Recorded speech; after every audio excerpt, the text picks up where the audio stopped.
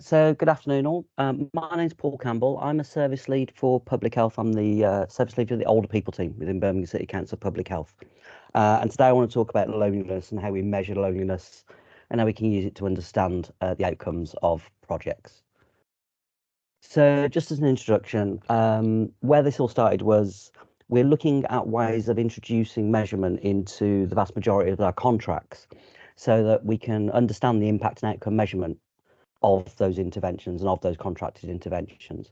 And it helps us demonstrate that what we're doing is making a difference and demonstrate that the intervention is having an impact rather than those case study stories. Now, the case study stories are important. The user experience is important, and that's great to have. But to be able to work at a larger scale population level, it's really useful to be able to measure across populations and across larger cohorts and groups of people what the measurable level of impact is. There's standard tools available. There's all sorts of standard tools available for all sorts of measurements. But what we're particularly interested in public health is ones that have been validated through technical measures, through technical processes, through a lot of statistics that I'm not going to pretend to understand or try and explain today. And then we can combine them with other information and look at the cost of the intervention, the number of users, and look at how effective each intervention is, allowing us to sort of measure disparate interventions against each other. And without that, it's really difficult to support the funding and justify which approach we should use in any given case to address some of the more difficult public health issues that we'd like to address. So what we started to develop is the Public Health Measurement Toolbox. This webinar is one of a series of multiple webinars around what those tools are, the ones that we found, the ones that we think are most effective in the situations that we want them to use in, so for service providers particularly, and also which are proportionate. So I will go on to talk about proportionality, but I think it's important that we don't overload service providers and or the people of Birmingham and the clients with unnecessary or unwieldy assessment measures. So it'll give us clarity and transparency on how we're going to assess and measure those interventions, and then be able to demonstrate that through the funding and hopefully refunding of the successful interventions. So today, the toolbox is it's developing a set of resources measuring various different areas of health and wellbeing. I won't run through these in detail because they're on the screen. And then for each section, we talk about what the issue is. We give you some links to the local and national information, talk around the tool, and some useful links on how the interventions relate to the issue or topic. So hopefully that all makes sense, and hopefully that's why everyone's either here or watching this recording later. So I want to talk very specifically about the loneliness measurement toolkit, or the particular loneliness measurement toolkit that I would recommend based on the literature review that I did around, and I started with measurements around social isolation. And people will notice that that's the name of this webinar. I actually don't think that's what we need to focus on. We need to focus on loneliness measurement, and I'll explain why. So what is loneliness? And there's no real agreed definition of what loneliness is in the research. So people have tried to tackle this, but it's very subjective. It's a very subjective feeling. It's the feeling of when you're not getting as much quality or volume of social relationships, connections that you want. But other people may say, actually, no, it's not just around your social connections. It's around your emotional relationship with a partner or partners and how that plays into your loneliness.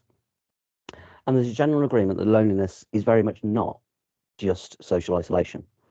Social isolation is a very easily measurable concept. It's how many social interactions a person has. But that doesn't then tell us whether they are lonely or not. So there's the whole concept of being lonely in a crowd. So someone can have many social interactions during their day-to-day and during their life, but still feel alone. And other people are comfortable in their own space and don't crave as much social interaction. And therefore, just basing it on the pure number of social interactions or the social isolation measures doesn't really tell us if that matters to the person. It just gives us a sort of a brute force measure. And what's more interesting to measure is the subjective interpretation of whether that person is getting as much relationship or as much social connection as they want. So the national and local context, Age UK reports have demonstrated there's a lack of good quality evidence on this and on the impact of different types of service on loneliness. So one of the key drivers as to why we want to do this, we want to build an evidence base. We want to understand what works, or we want to understand what doesn't.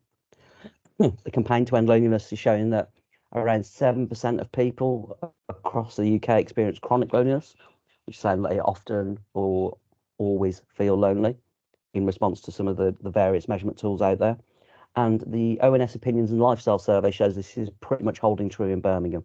So we're sitting around the national average for what that looks like.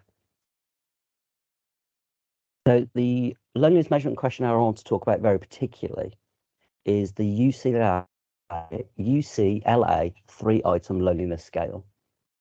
Now, this scale was originally developed as a 20-point scale, but I feel that is probably rather unwieldy given the size of some of the grants that public health does, the amount of contact with the people of Birmingham that some of those services may have.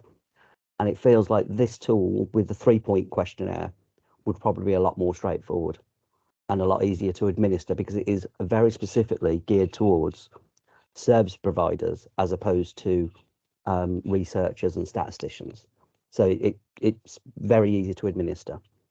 So simple 3 points of question. How often do you feel you'd lack companionship? So that then brings in the emotional aspect. How often do you feel left out? And how often do you feel isolated from others? So bringing in those 2 social aspects. One of, do you feel left out? And one of, do you feel alone? The questionnaire is completely free to use. You can find it multiple times online. A very quick Google search will bring it up. My personal suggestion is that you should apply the tool 3 times during the course of service provision. So before you start, to understand where the person is in terms of loneliness before they join the intervention or before they join the service. As they're leaving the service, so however long that service might be, it might be a focus group, it might be a 6-week exercise program, whatever it may be. But at that point, measure again to say, so what was the short-term instant impact as the person leaves the intervention? And then 6 to 8 weeks post-intervention to measure actually, so what was the long-term effect? Did we habit form? Did we change? Did we get an outcome for this person that has varied their life as opposed to something that was just a short-term improvement that may tail back off?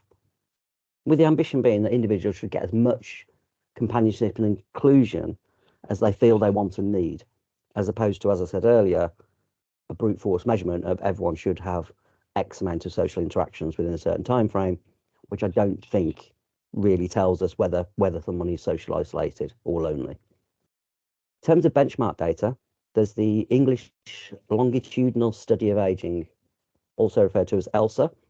ELSA being a lot easier to pronounce, as you might have just heard me stumbling my words a little.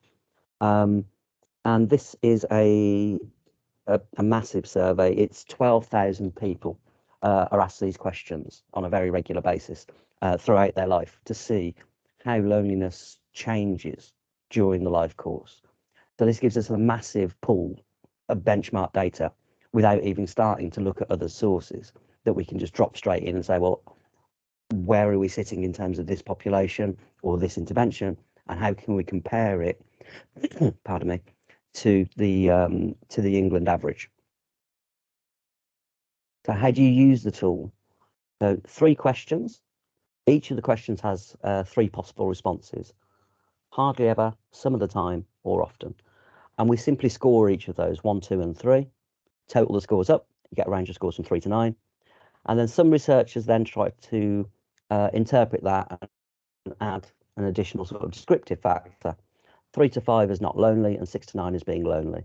This isn't necessary, but it can help in terms of thoughts and conceptualizing the tool and how you might want to report what you're finding and what improvements the interventions may have made. And for that point, you can compare the scores at different points in time to track a person or a population's progress. It's widely used. So I said earlier, there's the ELSA study, but internationally, it was originated in California as a 20-point scale, and it's since been cited over 1,500 times. So it's massively used. There's lots of data out there. If you Google it, you will get multiple hits and multiple papers of people who've used this, applied it, and potentially you'd be able to use those as models for how you want to report your data, but also as other comparator points. The tool has been proved to be accurate when it's part of a self-completed questionnaire or when delivered via interview, whether face-to-face or telephone. And it can be part of a wider suite of measures. I've touched on benchmarking comparisons and ELSA earlier. Some points to think about and some risks and issues. The full 20-point scale, as I said, was developed in the USA, and it was developed based on a cohort of students. So the full 20-point scale is slightly more accurate, does give slightly better results. However, I believe it's unwieldy given the context we were talking about. I have provided a link to it in the additional resources, should people want to go and look at it and consider more robust measures. But the word of caution there is the short three-item questionnaire has been tested with other cohorts, particularly with older people, and does have the longitudinal study in the UK to back it up. So other tools are available. The negative wording in the tool can lead to a less considered response. This is a concept we call answer mapping. So if you phrase multiple questions in a row in the same way, people may just default to answering them in the same way, as opposed to thinking about what each of the questions means. So we have to be careful that we give people space to actually think about what their response is or what their feeling is in terms of what they want to communicate to us. Because of the negative wording, the questions can be difficult to broach. So if you are using interview techniques to collect the data or to collect the opinions, then you might need some training and support in place for the interviewers. And this might be something you want to think about when you're sort of designing your intervention and when you're sort of bidding for funds to create the intervention and make it happen. And there's also a need to use care in interpreting the results.